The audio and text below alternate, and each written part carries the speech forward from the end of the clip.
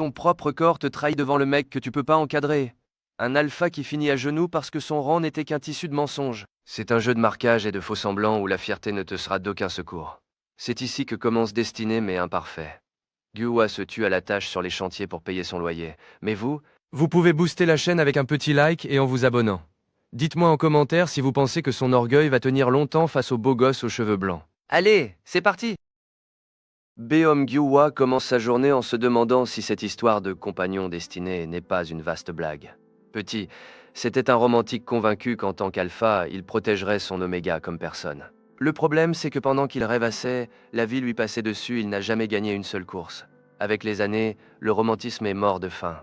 Aujourd'hui, c'est un vrai tank, à suer comme un cochon sur un chantier. Les vieux du coin l'envient parce qu'il est taillé comme une armoire à glace. Mais ses muscles ne lui servent qu'à déplacer des gravats et à ne pas s'écrouler avant la fin du poste. Il prend une pause et s'en veut à ses calculs, ce qu'il gagne suffit à peine pour la fac. Entre le loyer et les cours, son régime s'est ri et haut. Il est sur le point de chercher autre chose parce que, même à s'échiner au boulot, l'argent ne suffit pas. C'est là que débarque Jaesu, un rouquin avec une tête à n'avoir jamais touché une pelle. Le gars vient frimer, mais en passant il lui balance une combine, un poste de serveur dans une soirée VIP réservée à l'élite des alphas et oméga. Dès que Gyuhwa entend qu'il paie 100 000 wons de l'heure, il reste sans voix. Pour ce prix-là, il est prêt à sourire même à son pire ennemi, la dignité ne paie pas le loyer, et la faim n'a pas d'orgueil. Il accepte l'offre, mais il arrive à l'hôtel avec une tête d'enterrement, comme s'il sentait qu'il met les pieds dans la gueule du loup. Il repense à quelqu'un d'avant et devient plus tendu qu'un câble à haute tension, mais aujourd'hui c'est l'argent qui commande. Alors il baisse la tête. Il enfile l'uniforme, s'ajuste et entre dans la salle. L'endroit transpire l'argent et il sait déjà que la nuit va être très longue. À peine commencée, une héritière en quête de distraction le repère. La fille ne perd pas de temps et l'aborde pour l'inviter à boire un verre après le service. Gyuhwa essaie de rester pro et lui dit non, même s'il voit bien que l'Oméga a un compte en banque bien rempli et une présence qui ne passe pas inaperçue. Mais soudain, l'air devient lourd. L'odeur des omégas lui retourne l'estomac et il sent qu'il va gerber sur place. Il n'en peut plus de dégoût. Il file aux toilettes en courant, laissant la cliente en plan. Il ignore tout le monde sur son passage. Jaesu et les siens se contentent de dire que c'est un alpha bien foutu, mais que la gueule ne remplit pas le frigo. Pauvre type, il a commencé la journée du mauvais pied et il la termine encore plus mal. Planqué aux toilettes, Gyuhwa sue à grosses gouttes sans comprendre ce qui lui arrive. Jusqu'à ce qu'entre deux ragoteurs et lâche la bombe Han Jeonggu, l'héritier du groupe Sean, traîne dans la fête. Le gamin sent son sang se glacer. Les souvenirs lui sautent dessus et il décide que l'argent ne vaut pas cette peur. Il faut se barrer avant que quelqu'un ne le reconnaisse. Mais à peine ouvre-t-il la porte pour fuir qu'il tombe nez à nez avec l'héritier aux cheveux blancs. Le type le sort immédiatement et le salue avec une assurance qui fait peur. Gyuhwa sent son cœur s'arrêter, le blanc matelas le regarde avec le sourire de celui qui a retrouvé son jouet préféré et planche déjà comment le casser à nouveau. Il reste muet en voyant qu'il ne reste plus rien du gentil Jeonggu qu'il connaissait. Sans détour, le type lui balance la question la plus déplacée possible, il lui demande s'il est en chaleur. Gyuhwa brûle de fièvre et l'idée seule lui paraît une insulte. Lui, un alpha, alors que ce sont les omégas qui vivent ça, pas lui. Ses jambes ne lui obéissent plus. Et il titube comme s'il sortait d'une boîte à 6 heures du mat. L'héritier le rattrape juste avant qu'il ne s'écrase par terre, en profitant pour ausculter de près ce qui lui arrive. Jeonggu ne se démonte pas, il devient technique et l'avertit que ses phéromones sont en vrac et qu'il a besoin d'un suppresseur d'urgence. Mais Gyuhwa n'a pas l'intention d'écouter les conseils de ce type. Il le repousse d'une bourrade et lui gueule d'arrêter ses conneries. Il est archi sûr de sa hiérarchie, mais apparemment son corps n'a pas lu le manuel. Pauvre gars, il ne se doute pas de ce qu'il attend. Le serveur est lessivé. Entre la sueur et les dents serrées, il ne s'écroule que par miracle parce que la simple présence de Jeonggu le fait cuire de l'intérieur. L'héritier tente de le rattraper de justesse pour lui éviter de s'étaler de tout son long, mais le gamin s'effondre net en plein milieu des toilettes, comme si on lui avait coupé le courant d'un coup. C'est un désastre total, il est à bout de souffle, incapable de reprendre ses esprits. Jeonggu sait qu'ils ne peuvent pas rester là en spectacle. Alors il l'embarque vers une chambre avant qu'un curieux ne tombe sur eux. Gyuhwa est complètement à l'ouest, la tête lui tourne, et il se demande si c'est vraiment possible qu'il soit devenu un oméga du jour au lendemain. Il n'arrive pas à croire qu'il finit vautré sur le lit du type qu'il déteste le plus au monde, luttant pour ne pas sombrer dans l'inconscience. Le gosse de riche sort un suppresseur de sa trousse de secours pour calmer le jeu, mais l'orgueil de Gyuhwa est bien plus fort que sa propre biologie. D'un revers de main, il dégage le cachet comme si on essayait de l'empoisonner. Il préférerait crever sur place plutôt que d'avaler un médoc qui sort des labos de la famille Han.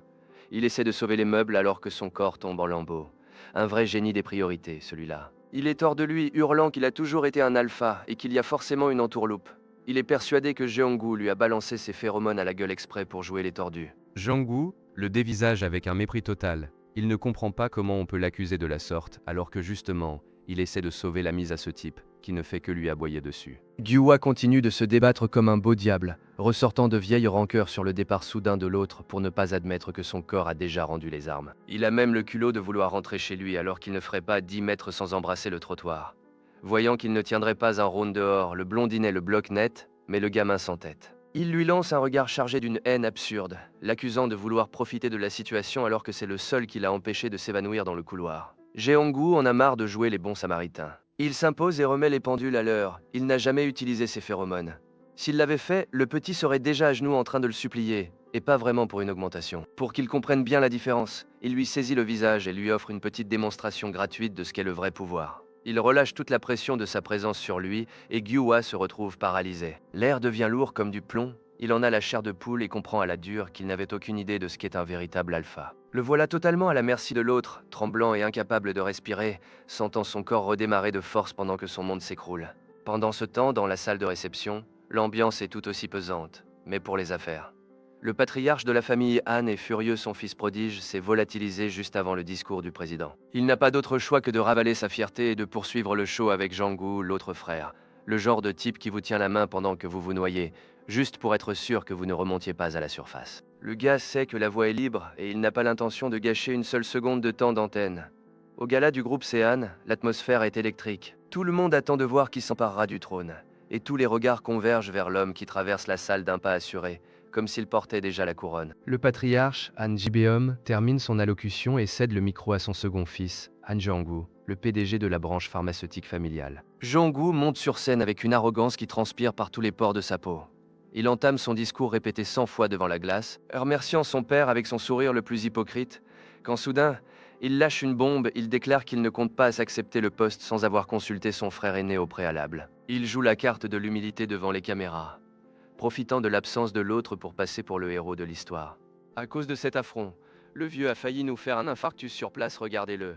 Il est complètement décomposé pendant que ces hommes tentent de le calmer devant tout le monde. Jeonggu jure qu'il veut une compétition juste et honnête, mais dans ce milieu, l'honnêteté, c'est juste pour la galerie.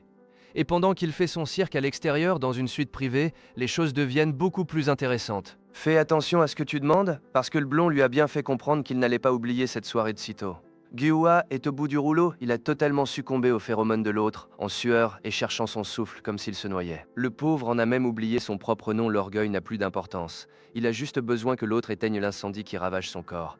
Il le tient à sa merci, totalement soumis, et l'autre ne semble pas pressé de lâcher prise. Pauvre gamin, il s'est jeté tout seul dans la gueule du loup et maintenant il implore sa pitié, mais j'ai bien l'impression que ce loup-là n'a aucune intention de devenir végétarien. Tout en haut de sa tour, le vieux Han est en plein délire psychotique, balançant des dossiers comme si c'était des confettis parce que l'héritier a fait un coup qui n'était pas du tout au scénario. Jeongwu a décidé de céder sa place dans l'entreprise à son frère, Aisu, et le patriarche a bien failli y rester sur le coup.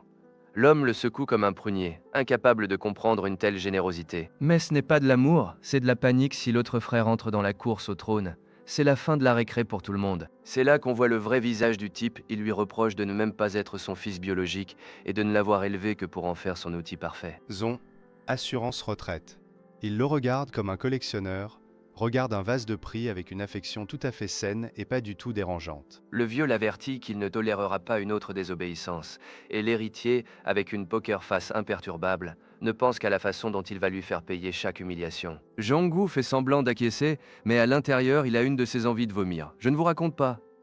Calme-toi, père, lui dit-il d'une voix plus fausse qu'un billet de 3 € pendant que l'autre le malmène. Le vieux lui a toujours répété qu'il était son chef-d'œuvre, et il a raison sur un point. Le problème, c'est que les armes ne demandent pas l'autorisation avant de tirer quand elles en ont marre d'être au râtelier. Pour calmer le jeu, le petit prend un air de chien battu et lui ment sans vergogne. Il prétend se sentir coupable d'hériter de tout sans mérite, et le père gobe le morceau sans hésiter. Il se détend et l'envoie direct à Dubaï pour qu'il ne reste pas dans ses pattes pendant qu'il gère le désastre avec les actionnaires. Il l'expédie à l'autre bout du monde comme on sort les poubelles, mais en première classe, soi-disant pour qu'il se vide la tête. À peine la porte refermée, le masque de Jeonggu tombe. Il en a marre de jouer la comédie, mais ses pions sont enfin là où il les voulait. La seule chose qui lui reste à faire, c'est de choisir le cadeau idéal pour son cher frère. Il est absolument certain que son plan ne peut pas échouer, et il donne un peu froid dans le dos quand il sourit comme ça, avec le calme de celui qui sait déjà exactement où il va enterrer les autres dans le désert. La journée commence sous un ciel sans nuages, pourtant, à l'intérieur de la chambre, l'ambiance est tout autre. Beom Gyua se réveille un peu déboussolé et la première chose qu'il remarque, c'est Han Jeonggu qui dort juste là, contre lui. Gyua essaie de reprendre ses esprits, mais entre le soleil qui l'éblouit et le fait qu'il ne capte rien à la situation, il a du mal à réagir jusqu'à ce qu'il finisse par ouvrir les yeux pour de bon. Il pique une telle crise qu'il lâche un cri strident, et le boucan est tel qu'un serveur qui passait par là manque de faire valser son plateau de surprise. Jeonggu émerge tranquillement, se frotte un peu les yeux et le salue comme si c'était la chose la plus naturelle au monde. Gyua bondit hors du lit, se couvre avec ce qui lui tombe sous la main et exige de savoir ce qu'il fabrique ici. Jeonggu le regarde calmement et lui balance la vérité hier. Il est entré en chaleur et il l'a simplement aidé à passer le cap. Gyua n'arrive pas à assimiler ce qu'il vient d'entendre. Mais Jeonggu se rapproche et lui rappelle avec force détail à quel point il était mignon quand il le suppliait de ne pas le laisser seul. Le gamin devient rouge comme une pivoine et le repousse de toutes ses forces en lui interdisant de poser à nouveau la main sur lui. Il est persuadé que c'est la faute de l'alcool, mais Jeonggu le coupe net en lui demandant s'il compte vraiment continuer à nier qu'il est un oméga. Gyua est sur le point d'exploser. Hors de lui, il lui hurle de la fermer en martelant qu'il est un alpha, un vrai, de sang pur. Jeonggu essaie tant bien que mal de le ramener à la raison en lui expliquant que ce qu'il vient de traverser n'avait absolument rien d'un rude d'alpha. Mais Gyua est en pleine crise de nerfs. Il repense à sa vie qui était encore normale hier, alors que tout est en train de s'effondrer. Finalement, Jeonggu lui suggère d'aller à l'hôpital pour en avoir le cœur net et pour essayer de trouver une solution ensemble. Après avoir retourné toute la chambre pour retrouver son pantalon, ils filent tous les deux directement à la clinique. Dans la salle d'attente, Gyua est une véritable pile électrique, incapable de s'arrêter de trembler. Jeonggu, beaucoup plus serein, tente de se montrer prévenant, mais le jeune homme ne comprend pas pourquoi il se montre aussi gentil avec lui. Alors que Jeonggu s'apprête à lui faire une confidence importante, l'infirmière les appelle, c'est enfin leur tour. Une fois dans le cabinet, le médecin examine les résultats d'un air grave avant de confirmer sa pire crainte. Les analyses sont formelles. Il est un oméga. Gyua reste pétrifié. Il s'insurge, c'est impossible. Son second genre s'est manifesté en tant qu'alpha quand il avait 10 ans. Le docteur lui explique calmement qu'il s'agissait sûrement d'une erreur de diagnostic, car la biologie ne ment pas. On ne devient pas oméga du jour au lendemain quand on est né alpha. Gyua s'effondre sur sa chaise, totalement anéanti par la nouvelle. Il se remémore ces derniers jours où l'odeur des phéromones lui était devenue insupportable. Mais entre le boulot et l'épuisement, il n'y avait pas prêté attention. Désormais, il n'a plus d'autre choix que d'accepter que sa vie a radicalement changé. Gyua presse le pas, priant pour que la terre s'ouvre sous ses pieds afin d'échapper au regard de l'héritier. Mais Jeonggu n'a aucune intention de le lâcher et le suit dans la rue comme un petit chien. Il l'attrape brusquement par le bras et hurle son nom devant tout le monde, la discrétion. Il ne connaît visiblement pas. Gyua sent la veine de son cou gonfler tellement il est à bout de nerfs. C'est alors que le blond sort la carte du destin, affichant un air épris qui en devient presque effrayant. Gyua a un frisson de pur dégoût. Quel pot de colle! Il se retourne et le somme de ne pas se mêler de ses affaires, précisant qu'il n'a aucune envie d'être lié à lui, âme sœur ou pas. L'héritier commence alors à jouer les victimes, en lui reprochant d'être celui qui a disparu en premier alors qu'ils étaient proches. Ils ont un passé commun, c'est clair, mais Gyua a tourné la page depuis une éternité. Il reste muré dans le silence et Jeonggu en profite pour lui caresser la joue avec une familiarité déplacée. Mais le jeune homme ne mâche pas ses mots, il lui balance en pleine figure qu'il a arrêté depuis longtemps de gaspiller ses sentiments pour un déchet de son espèce. Il le finit d'une phrase. L'autre le saisit par les épaules, exigeant désespérément une explication. Mais pile à ce moment-là, le téléphone de Gyua se met à vibrer dans sa poche. C'est un message de la banque. Il est officiellement fiché comme mauvais payeur. Le fil rouge du destin, c'est peut-être poétique, mais ça ne remplit pas l'assiette. Alors qu'il sent le souffle de ses créanciers sur sa nuque, Jeonggu continue de le harceler avec ses souvenirs qui ne paieront pas ses factures. Remarquant que Gyua se décompose, l'albinos lui demande qui l'appelle, mais Gyua n'a vraiment pas la tête à supporter ses crises de jalousie. Il l'envoie balader sans ménagement s'il ne veut pas finir à la rue, il doit filer bosser. Jeonggu joue la carte de la nostalgie et lui reproche d'être devenu aigri, oubliant un peu vite que c'est la vie qui finit par vous briser. Tu as trop changé, tu n'es plus du tout celui que j'ai connu, lâche le blondinet, pendant que l'autre doit prendre sur lui pour ne pas lui remettre les idées en place à coups de baffe. Jeonggu prend alors un air grave et lui balance que tout est de la faute du père de Gyua. C'est à cause de lui que sa famille a tout perdu et qu'ils ont été obligés de déménager. Gyua reste pétrifié, mais ce n'est pas de la culpabilité, c'est de la rage pure. Il se retourne et lâche une bombe qui laisse l'héritier sur le carreau, cet homme dont il parle n'est pas son père.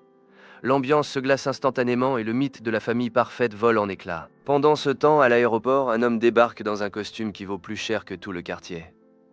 C'est Aesu, le frère de Jeonggu. Enfin, frère, est un grand mot, leur arbre généalogique est un tel foutoir qu'ils ne partagent que leur nom.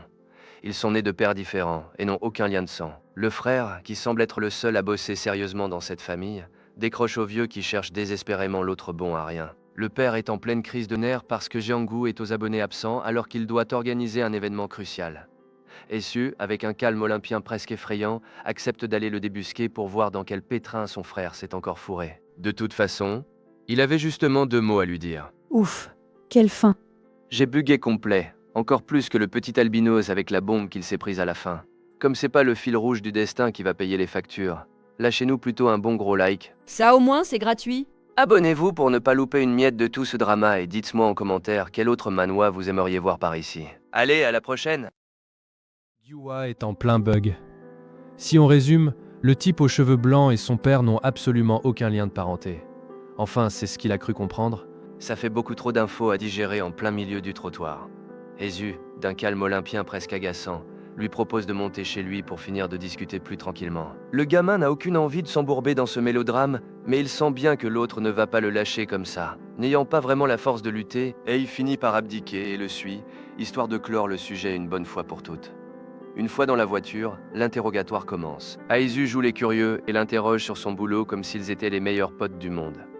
Gyua lui précise que c'est juste un petit job alimentaire puisqu'il est encore à la fac. Mais Aesu insiste et continue de creuser jusqu'à lui demander où il étudie. Quand il mentionne l'université Hankook, l'ambiance devient soudainement pesante. Il s'avère que c'est la même fac que Jianggu. Le jeune homme marque un temps d'arrêt, évidemment qu'ils ne se sont jamais croisés, puisqu'il a dû s'absenter pour son service militaire dès la rentrée. Tout s'explique, mais ça ne l'aide pas à se détendre. L'autre continue de l'assaillir de questions jusqu'à ce qu'ils arrivent enfin à destination. À peine garé, le blond lui sort l'excuse classique de l'imprévu de dernière minute, et le plante là avec le code de l'immeuble, en lui disant de monter seul. Gyua envisage sérieusement de prendre la fuite, mais il sait que l'autre a déjà toutes ses coordonnées. N'ayant plus vraiment le choix, il se dirige vers l'appartement, bien décidé à expédier ses réponses pour dégager Aesu de sa vie au plus vite. Pour lui, le destin n'a rien à voir là-dedans, s'il décide de ne plus le voir, l'autre ne pourra rien y faire.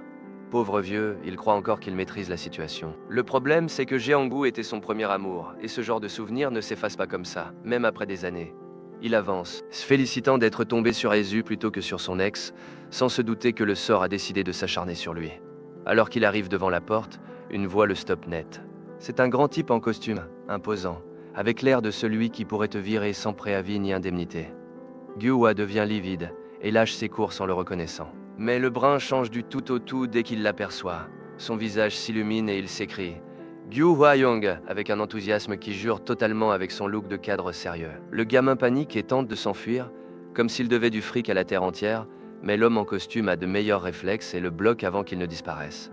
Sans crier gare, il lui saute dessus et le serre dans ses bras, comme s'ils étaient inséparables. Gyua ne comprend plus rien, le garçon réservé et timide d'autrefois s'est transformé en Golden Retriever sous stéroïdes qui refuse de le lâcher.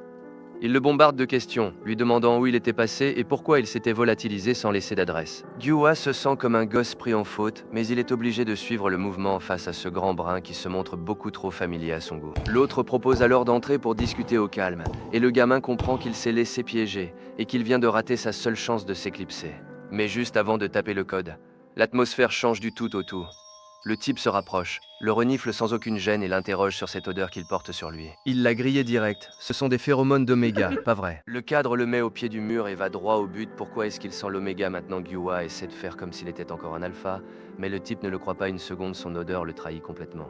Il dégage des phéromones à tout va, même avec les suppresseurs suspects, c'est peu dire.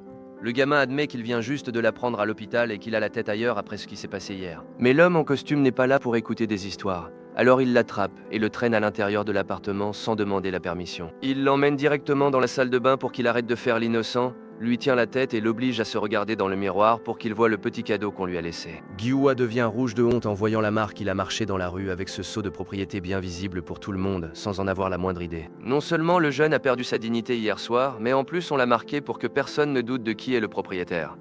Gyua panique à cause des marques sur son cou et ne sait pas où se cacher. Jianggu le regarde avec un calme absolu et lui demande s'il veut qu'il les efface. Le jeune, encore naïf, se fait des illusions et lui demande si c'est vraiment possible. Mais ne t'attends pas à ce qu'il sorte une crème ou un traitement spécial. Jianggu lui saute dessus et lui mord le cou sans prévenir. Il a saisi la première excuse venue pour recouvrir la marque de l'autre avec la sienne. Gyua reste figé, gémissant et complètement désorienté, tandis que l'homme lui suce la peau avec une force qui dépasse clairement un simple service. Finalement, le jeune réagit et le repousse, lui criant d'arrêter. Jianggu ne bronche pas, le regarde fixement et lui demande carrément s'il sort avec Aesu, L'héritier. Gyua précise qu'ils se sont rencontrés hier. Mais le type ne trouve pas sa logique, il brûle de l'intérieur parce que l'autre est arrivé le premier et qu'il a dû rester à regarder de l'extérieur. Le gamin essaie de se justifier en disant qu'il n'était pas lui-même à cause des chaleurs et qu'il vient juste de se manifester comme Oméga. Jeongu affiche un petit sourire qui prévient qu'un gros problème arrive. Il lui répond avec un « Ah bon, chargé de venin » en se léchant les lèvres parce qu'il vient de trouver le bouton exact pour le manipuler à sa guise. D'un coup, l'ambiance devient lourde. L'homme libère ses phéromones et Gyua sent l'air lui manquer. Il a la tête qui tourne et se met à transpirer comme un fou. Il s'approche, lui attrape le visage et lui demande s'il a maintenant la permission de le marquer. C'est un requin qui ne te laisse passer aucune faiblesse sans essayer de mordre.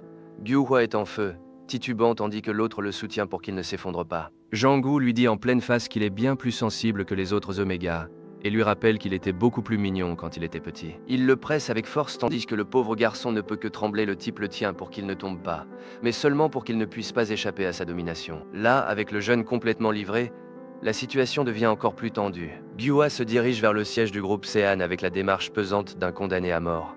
Il sait que le vieux l'attend de pied ferme et n'a aucune envie de se justifier, mais il n'a pas le choix, le devoir l'appelle. À peine a-t-il franchi le seuil du bureau que le président lui tombe dessus pour avoir séché le banquet des actionnaires. Le jeune homme tente de rester de marbre en invoquant des raisons personnelles, mais le patriarche n'en a que faire pour lui. Son fils n'est qu'un pion sur un échiquier qui s'est permis de bouger tout seul. « Si tu comptes n'en faire qu'à ta tête, évite au moins de me ridiculiser », lui lance le vieux avec un mépris à vous glacer le sang. Il s'avère que son frère, Jeongu, s'est réveillé avec des envies de grandeur et a annoncé vouloir briguer la succession. Gyua est pétrifié, il sait pertinemment que la gestion de l'entreprise intéresse Jeongu autant que le mode d'emploi d'une cafetière. Il ne fait ça que pour nuire. Mais le vieux a déjà tout prévu, il veut que son fils simule une rivalité pour mieux se retirer au moment opportun. Il a besoin de lui comme faire-valoir pour que cette guerre interne paraisse crédible et cache le désastre qu'elle est réellement. La rage se lit dans les yeux du jeune homme, mais il est forcé de serrer les poings et de ravaler sa fierté. Le coup de grâce tombe quand son père lui ordonne de prendre la direction du grand magasin qui appartient à sa propre mère. Il tente de protester, sachant que cet endroit est toute la fierté de sa mère, mais le président le coupe net d'un cri sec. Il lui demande s'il a oublié sa place, lui rappelant qu'ici il n'est pas son fils, mais un simple employé payé pour obéir. Il ressort de là avec le sentiment d'être moins que rien, réalisant une fois de plus que pour son père, le pouvoir passera toujours avant l'humain. Mais juste avant qu'il ne s'en aille, le vieux lâche une dernière bombe et lui demande s'il a croisé Jeongu. Comme ce n'est pas le cas, il lui précise qu'il l'a envoyé directement à son appartement car il ne répondait pas au téléphone. Le sang de Gyua ne fait qu'un tour. Il détale comme si l'immeuble était en feu. Il sait qu'avoir laissé son foyer sans protection était une erreur monumentale, surtout avec son frère en route. Car là-bas, la situation est critique. Ces chaleurs l'ont frappé sans prévenir, le laissant KO, le corps brûlant d'un désir que la clim ne pourra jamais apaiser. Incapable d'aligner deux idées, il prie pour que la fièvre retombe avant que quelqu'un ne débarque, mais on sait bien que la chance n'est pas son fort. Dans l'appartement, Heizu profite de l'état de faiblesse du jeune homme pour l'observer comme un prédateur. Il lui effleure le visage avec un calme écœurant et l'accule contre la vitre pour marquer son territoire, lui demandant avec arrogance pourquoi il ne le laisse pas s'occuper de tout. C'est le genre de type à vous tendre la main tout en vous écrasant la gorge. Heureusement, la scène est interrompue par Jeongu qui entre comme une tornade. Pas besoin de poser de questions, l'odeur des phéromones dans l'air lui confirme que Heizu joue sale, et il perd instantanément son sang-froid. Il l'attrape par le col comme une poupée de chiffon, lui hurlant comment il ose étouffer ainsi un Oméga qui sort tout juste de l'hôpital. Heizu, en grand cynique, lui rit au nez en prétendant qu'il s'amusait simplement. Pour lui, voir quelqu'un agoniser sous la pression hormonale est un passe-temps comme un autre. Jeongu tente de s'interposer, pendant que Gyua, au milieu de tout ça, les regarde se disputer comme s'il était un article en solde. Mais il finit par craquer. Peu importe leur fric ou leur névrose familiale, il en a marre d'être le jouet de ces deux fous. Rassemblant ses dernières forces, il leur lâche un cri qui les cloue sur place et se dirige vers la sortie sans un regard en arrière. Heizu le retient brusquement, désespéré à l'idée de perdre son emprise, et lâche l'impensable et lui annonce qu'il ne peut pas partir, car ils sont des partenaires liés par le destin. Un coup de maître pour le retenir, il lui balance la carte de l'âme sœur juste au moment où il fermait la porte. La tête de Jeongu en entendant ça veut tout dire, il ne s'attendait clairement pas à ce que son rival sorte un tel as de sa manche. Cette fois, ses plans tombent définitivement à l'eau. Heizu en a désormais le cœur net, ses soupçons étaient fondés. Ces deux-là sont bel et bien des âmes sœurs. C'est un sacré choc, mais l'héritier aux cheveux blancs le reconnaît avec un calme absolument exaspérant. Regardez-le, il se croit déjà tout permis sous prétexte que le destin lui a mâché le travail. Gyua, hors de lui coupe la parole avant même qu'il ne puisse finir sa phrase. Entre ces chaleurs et le stress d'être traité comme un simple jouet par ces deux-là, le pauvre garçon ne sait plus s'il doit hurler ou prendre ses jambes à son cou, pendant que l'autre s'obstine à dire qu'on ne peut pas ignorer un lien pareil. Pourtant, pour Gyua, Que l'univers les ait choisis ne change absolument rien à l'affaire. Aiesu reprend contenance et s'autorise même un petit sourire. C'est le genre de type capable de vous mettre à la porte tout en vous proposant un café pour la route. Il prétend que c'est une excellente nouvelle vu leur complicité, alors qu'en réalité, il cherche déjà un moyen de ne pas être mis sur la touche. Le gamin se sent comme un étranger dans sa propre vie, sidéré d'être le seul à ne pas avoir la mémoire courte sur ce qui vient de se passer. Il a la tête qui tourne, le cœur qui s'emballe et il en a par-dessus la tête qu'on le dévisage comme un trophée dans une vente aux enchères. Alors, quand Aiesu tente de jouer les tendres en lui effleurant le visage, Gyuwa lui repousse violemment la main. Il est à bout, il ne supporte plus qu'on le tripote sans son consentement. Il annonce qu'il s'en va sur le champ. Ils essaient de le retenir, mais ça finit en bousculade générale. Tout ce qu'il demande, c'est qu'on lui foute la paix une bonne fois pour toutes. Jang-woo reste planté là avec son air de ne pas y toucher. Il s'excuse, prétendant qu'il s'inquiétait juste pour lui, mais l'ambiance est devenue électrique. Gyuwa est sur le point d'exploser, mais l'héritier insiste et lui saisit les mains pour vérifier s'il s'est blessé un vrai numéro de comédie juste pour gratter un peu de contact physique. Complètement déstabilisé, le garçon finit par s'excuser de son emportement, expliquant qu'il ne se sent pas bien et qu'il veut simplement rentrer chez lui. Le plus dingue, c'est que Gyuwa ne comprend pas pourquoi il s'en veut d'avoir rembarré Aiesu, le type le traite comme un objet. Et c'est lui qui finit par culpabiliser. Finalement, Aiesu a eu la décence de faire un geste correct en le ramenant chez lui dans un silence royal. Un vrai petit miracle. Gyuwa est en train de bouillir de l'intérieur. Aucune douche froide ne semble pouvoir éteindre l'incendie de ses premières chaleurs. Il découvre à peine sa nouvelle nature d'Omia, et franchement, l'expérience lui semble être une belle arnaque. Il a passé la nuit entière scotché à son écran pour comprendre pourquoi ses hormones le trahissaient à ce point. Mais le diagnostic est sans appel quand on est un oméga dont les sens viennent de s'éveiller. Le corps devient un tel chaos que même les cachets ne servent plus à rien. D'après ce qui se dit, le seul remède efficace serait la proximité d'un alpha, surtout s'il s'agit de son partenaire prédestiné. Gyuwa se sent misérable, mais il sait que pour stabiliser ce désastre biologique, il n'a pas d'autre choix que de retourner voir Aiesu. Ça le dégoûte au plus haut point de devoir ramper devant ce genre de type, mais avec un corps qui ne répond plus de rien, il n'a plus le luxe de faire l'orgueilleux. Il attrape sa veste et sort avec la tête de celui qui part à l'abattoir. De toute façon, il n'a plus de famille à perdre, et rester caché ne calmera pas le feu qui le dévore. Ce qui rend la situation encore plus pesante, c'est qu'autrefois, ces trois-là étaient inséparables. Gamines, ils vivaient collés les uns aux autres, car le père de Gyuwa travaillait pour les Han. À l'époque, ils étaient tous persuadés qu'ils deviendraient des alphas et partaient en vacances ensemble sans le moindre souci. Mais le rêve a tourné court quand le patriarche de la famille Han a montré son vrai visage. Le vieux voulait s'approprier un projet de suppresseur développé par le père de Gyuwa. N'ayant pu le voler légalement, il a monté une accusation de toute pièce pour le virer comme un malpropre. L'ironie du sort, c'est que son vieux s'est tué à la tâche pour inventer des remèdes afin que personne ne souffre de ses hormones. Et voilà que son fils subit ses premières chaleurs sans rien pour le soulager. Après le scandale, son père n'a jamais pu remonter la pente. Et sa mère a fini par l'emmener loin de tout, brisant ce lien qui, aujourd'hui, revient lui réclamer des comptes. Tout en marchant, ruminant sa rage, il se remémore une confidence de Aiesu, ces deux-là n'ont aucun lien de sang. Il n'a aucune idée du genre de magouille que cela cache, mais le doute continue de lui trotter dans la tête. Soudain, une voix le stoppe net dans son élan. Un rouquin à l'air patibulaire surgit pour lui gâcher l'après-midi. C'est Aiesu, le genre de type qui semble vivre au bord de la crise de nerfs permanente. Il est furieux parce que le jeune homme a séché le job de serveur qui lui avait dégoté, le laissant en plan. « Je t'ai donné ta chance et tu m'as planté », lui hurle-t-il hors de lui, comme s'il était son propriétaire. Gyuwa avait complètement zappé ce boulot, mais le rouquin n'est pas d'humeur patiente. Il l'attrape par les fringues et se colle à son visage. Il lui fait la leçon sur son manque de savoir-vivre et comme si ça ne suffisait pas, il commence à libérer ses phéromones là, en plein trottoir. On sent que le gars essaie de compenser son manque de charisme par un excès d'hormones. Un vrai manque de classe. Gyuwa est déjà à fleur de peau à cause de son état, et cette odeur envahissante finit de lui donner le tournis. Les passants commencent à murmurer en sentant l'effluve qui envahit la rue. Et le gamin tient à peine debout pendant que l'autre continue de le secouer. Il est sur le point de s'évanouir quand une main bloque net le bras du rouquin. Un inconnu en capuche surgit de nulle part et lui broie le poignet avec une force qui lui coupe le sifflet. C'est Jong-woo, arrivé juste à temps pour lui rappeler que marquer son territoire en public est un comportement d'animal. « Dis-moi, tu as été élevé dans un zoo », lâche-t-il avec un sourire qui n'a absolument rien d'amical. Le rouquin reste pétrifié, ne comprenant pas qui est ce type qui se mêle de ce qui ne le regarde pas. Mais quand Jeonggu entend les insultes que l'autre crachait à Gyuwa, l'ambiance se glace instantanément. Pauvre imbécile. Et il n'a aucune idée qu'il vient de tomber sur le seul mec capable de t'expliquer pourquoi il va t'éclater les dents juste avant de le faire. L'héritier a bien entendu comment il traitait son oméga, et il n'a pas l'air d'humeur à accepter des excuses. Oula, c'est la fin de la récré pour le rouquin. Avant que Jang-gu n'explique à ce gars pourquoi il va lui refaire la dentition, explosez-moi ce bouton like. Abonnez-vous pour ne rien rater du bordel qui se prépare et dites-moi en commentaire quel autre manhwa vous voulez que je vous raconte. Allez, salut.